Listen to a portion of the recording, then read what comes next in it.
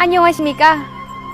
저는 오늘부터 유구한 5천년 민족사의 자취가 깃든 여러 곳들을 편담하게 됩니다. 그 첫 행선지가 바로 제가 방금 전에 찍은 이 사진기에 있습니다.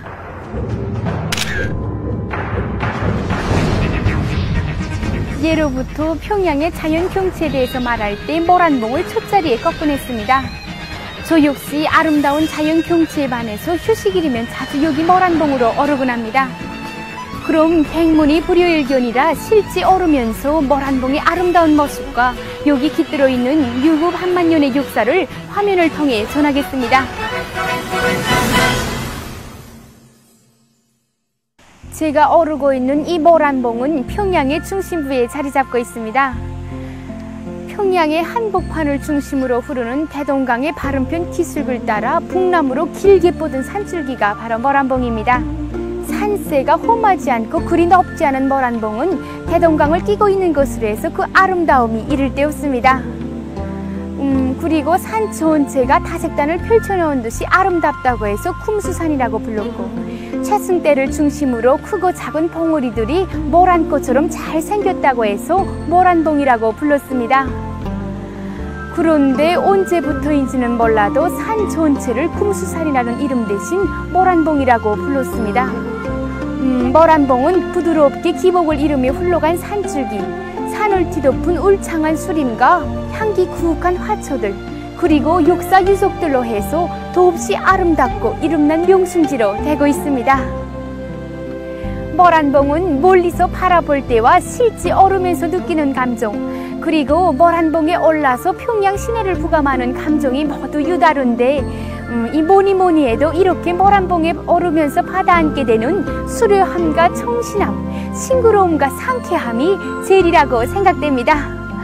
벌써 입구에 들어서기만 해도 자연의 향기가 그대로 풍겨오고 맑고 청신한 공기에 실려 살아 숨쉬는 자연의 울림을 직접 받아안게 되는 이런 것으로 해서 아마도 처녀인 제가 모란봉을 연인과도 같이 사랑하게 되는 것이라고 봅니다.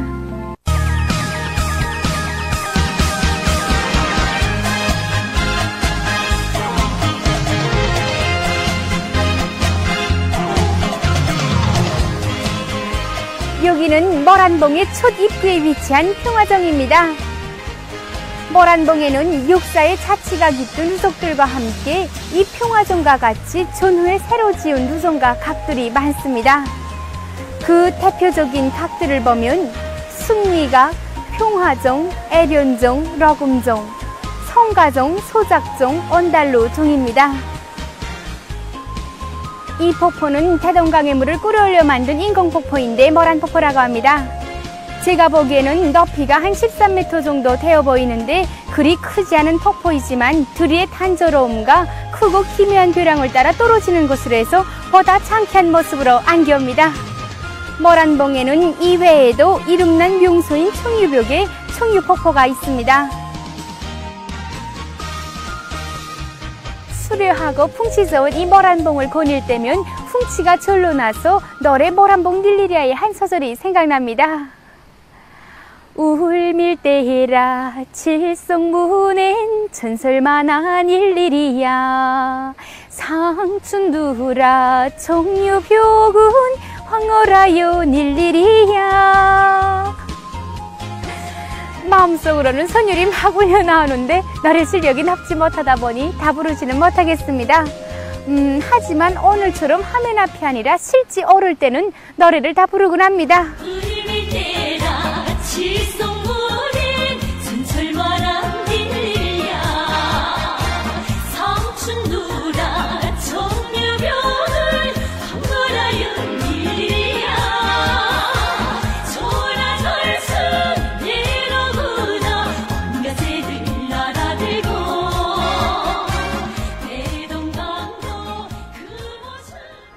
이 누성이 제가 방금 전에 부른 노래 첫 구절에 나오는 그처럼 유명하고 전설 많은 울밀대입니다. 울밀대가 자리 잡은 여기는 울밀봉입니다. 울밀대는 6세기 중엽 고구려 평양성의 내성을 쌓으면서 그 북적장대로 처음 세운 것이라고 합니다. 울밀대는 운밀이 온독이라는 데서부터 유래되었다고 합니다. 한편 이곳을 지켜 싸운 울밀 장군의 이름을 따서 지었다는 이야기도 있고, 울밀이라는 하늘 선녀가 이곳의 경치에 반해서 자주 여기에 내려와 놀았다는 데서도 유래되었다고 합니다. 울밀 때는 이 이름 외에도 사오정이라고 불렀는데, 그것은 이곳이 북쪽으로 연연히 뻗어간 산발들과 본성하는 평양성의 전경을 한눈에 바라볼 수 있도록 탁 트이었다는 데서 생겼다고 합니다.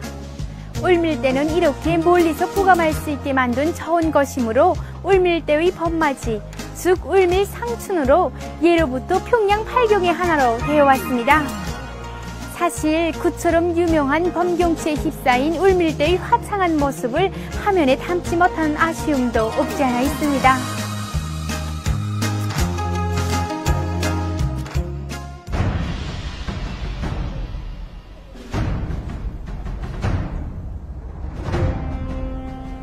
울밀대의 또 하나의 자랑이고 제일 볼만한 것은 바로 이 루종을 떠받들고 있는 축대입니다.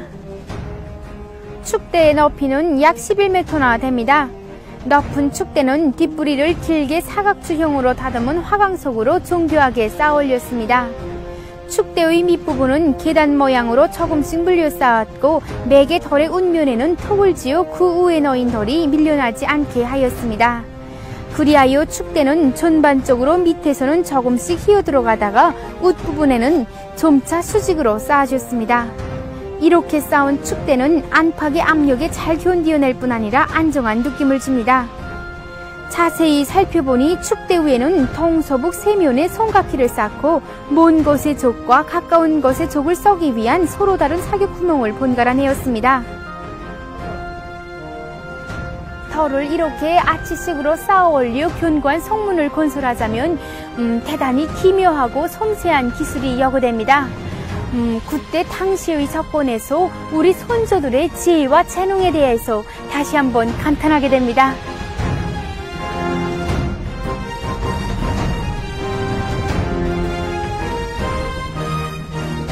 울밀대는 이자 방금 보신 바와 같이 이렇게 수려한 자연 경치와 기묘한 축성슬로에서 유명하지만, 그보다도 그 이름의 유래에 깃든 울밀 장수에 대한 전설로에서 더욱 이름이 높다고 할 수 있습니다. 제가 어릴 적에 울밀 장수에 대한 전설을 들은 적이 있는데, 이 울밀 장수는 뛰어난 무술과 영맹, 슬기로운 지략으로 외래 침략자들을 쳐물리치는 싸움에서 큰功을 세워 사람들의 사랑과 존경을 받았다고 합니다.